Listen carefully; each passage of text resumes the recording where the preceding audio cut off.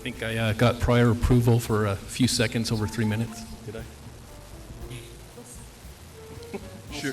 I get cut off? Sure.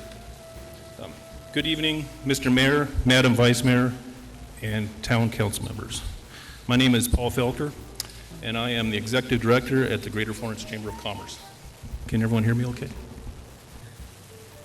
I'm a little taller than the microphone here. I've been in this position for a little over 2 months now, and I wanted to do a quick informal update. Is it okay? Okay. On the state of the Chamber and all that is involved with the Chamber, and I will provide a more detailed and formal update at a future date. My first topic is what the Greater Florence Chamber of Commerce fully entails. I created a small flyer not too long ago that gives a quick synopsis of Chamber duties, visions, and a thank you message to all of our current Chamber members. So I have some of these. It's a nice little flyer that discusses some things. I'm going to put some in the back. If anyone wants some, they're free to take tonight. So along with our normal Chamber duties and goals, we also manage the McFarland State Historical Park, the State Park Gift Shop, and the Visitor and Tourism Center. Over the course of the last quarter, the State Park had over 3,000 visitors. Our gift shop has over 75 local vendors selling products from art to jewelry, soap, honey, and many other things. We have 2 full-time employees, including me, and 2 part-time employees. We will be losing one of our part-time employees within the next 2 weeks, unfortunately. One of the parts of our contract with the State Park Association is promoting events. One of our events is called Ernest Talks. Of course, Ernest is Ernest McFarland, the namesake of the park. We team with AZ Humanities to provide a 1-hour presentation each month on various topics. Last week, Christine Reed gave a presentation on the history and the mystery of the Gila River. We had over 50 attendees. It was standing room only. These are free to the public and are very informative and very interesting. As for Chamber topics, I wanted to update on current and upcoming events and Chamber news. Of course, we participate in the upcoming Historic Home Tour on February 8th. We have a Florence Farmers Market twice a month. With once a month, we incorporate a themed Padilla Park Day. On February 22nd, we have the 8th annual Memories on Main Car and Bike Show. This is our Super Bowl for the year. So far, we have well over 200 entries, so things are going well. While I'm on the car show topic, I wanted to bring up some great sponsorship opportunities. With over 400 entries, we award over 100 sponsor plaques. These are a great opportunity for local businesses and individuals to sponsor an award prize. So for instance, the $30 is a plaque sponsor. You get your name on a 5x7 plaque. Your name is displayed on the Sponsors Award banner at the main booth event, and you are promoted all day long by Headline Entertainment. For $60, it's the Friends of the Sponsor plaque sponsor. Your name is also on a 5x7 plaque, your name on the back of the event t-shirt, and the name on the sponsor banner at event. Plus, you will be promoted all day long by Headline Entertainment. So for that price, you get on the plaque, on the banner, on the shirt, and promoted all day. It's a very good investment, plus you are supporting the town, the event, and the Chamber. I also brought some sponsor flyers in case anyone would like to peruse them later. So other events coming up. The first Thursday Mixer at the Elks Lodge on February 6th. We do a monthly first Thursday Mixer every month. We started a monthly morning coffee mixers. We are doing some ribbon cuttings. We have a new lunch mob, which will help promote local restaurants. We do the quarterly Women in Business dinner. The next one is March 12th at the Green Tree Inn and Suites. We are preparing to organize a State of the Town event soon. I will let the town personnel. It did shut off. Yeah. Where am I done? You can come back at the next meeting. Okay, am I done? That's it? The next call to the public, yeah. So in the future, Ms. Garcia, can we put, since they are a partner of the town, can we just put them as a presentation? Most definitely, sir. Yeah. We offered so that. we'll create your own thing, Paul. So we'll just come back to the presentation so that way you can do. But if you. And we have a lot of events coming up and things are looking good. Thank you to the town of Florence, and it's an honor to serve the community of Florence. Thank you. Thanks, Paul. All right, I have a second in-house, Ms. Jennifer Ruby. Good evening. Good evening, Council. Jennifer Ruby. I want to make it real clear these comments have nothing to do with my professional capacity or the item that I have later on the agenda. I have the honor of serving on the Central Arizona College Foundation Board, and I wanted to make Council and the public who are participating, take a breath, aware of our big annual fundraiser that's coming up. It's called A Night of Stars. It's February 21st. We would love for anyone from the town of Florence to participate. It's the large fundraising opportunity for the foundation to raise funds for scholarships to support the college. We do a silent auction, there's entertainment. Again, it's February 21st, it's at Auction over in Maricopa. You can just Google Central Arizona College Night of Stars for tickets. And I've been really fortunate to hit up some of the businesses in Florence to make contributions, which has been wonderful to participate.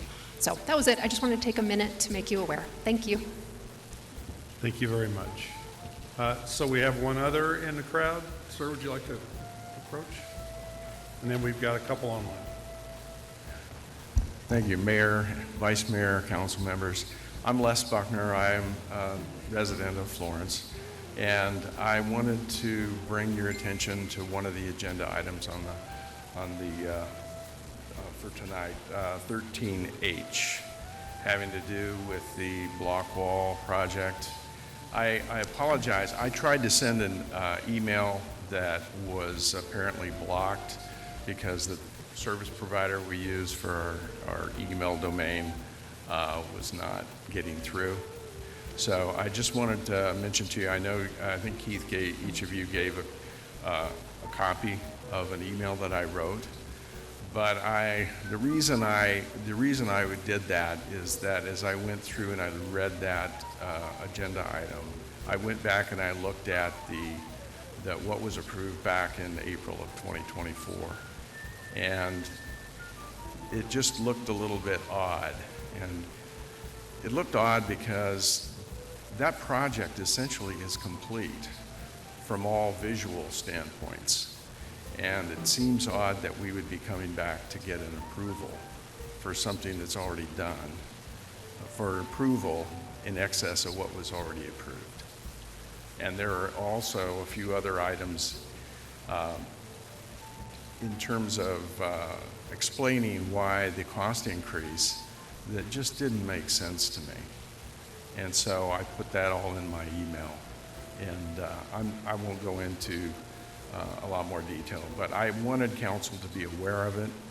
If you weren't already, this is something that I would think that council is going to want to have a few questions to have town answer. Thank you. Thank you so much. And as information, I did hand out the copies to all the council members of your email, and we have already alerted our IT department about that situation. So hopefully we'll clear that up. Thank you very much.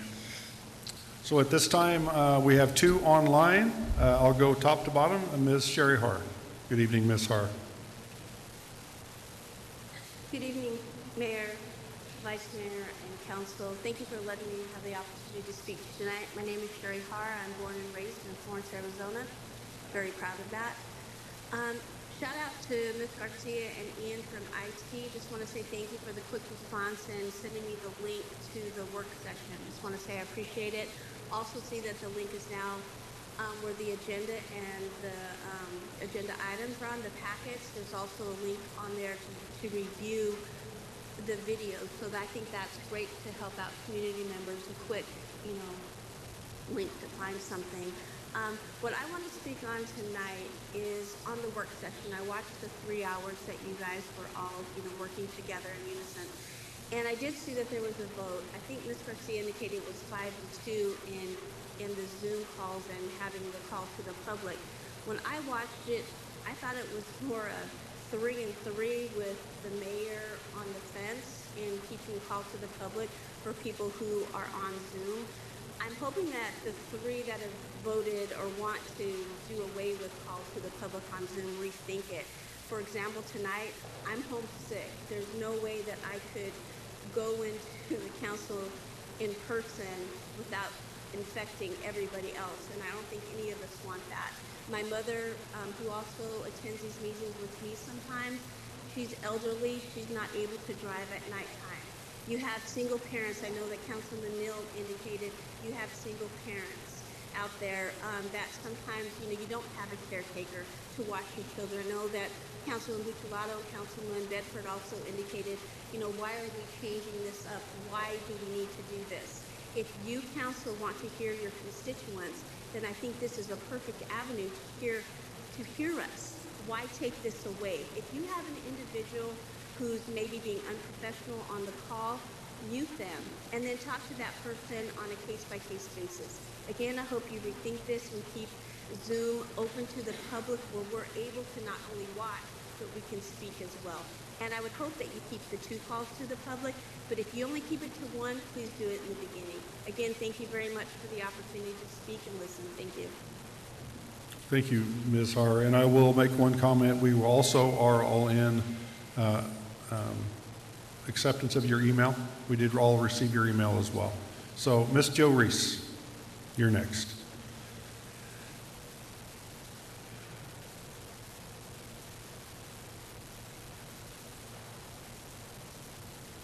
Good evening. Can you hear me? We can. Hello? Yes, ma'am, we can hear you. Thank you. Good evening, Mayor, Vice Mayor, and council members. I will also be speaking on behalf of Zoom and what has been officially discussed. What has been unofficially discussed. Mayor Eaton, as you well know, I did send an email as well indicating the reasons why we should and need to keep Zoom for our community members. It's my understanding over the course of a couple of years that previous council members were with the thought that we would like to increase community participation and bridge the gap that is between council members and town members. So help me make this make some sense. If we do cut off Zoom, how is this going to help us? I too, like Ms. Har, I am under the weather this evening. I had planned on attending in person, but not able to do that for the same reasons she mentioned. I don't think I want to spread what I have amongst the crowd there. But in any event, I want to encourage all of you on the council to give community members what we need, not what some council members believe and think, it is best for us and what they want to see. We have to keep in mind that Florence is unique. And in serving Florence and as a lifelong member of this community, we are unique in many ways, and the best way to figure out what's needed is to know your audience.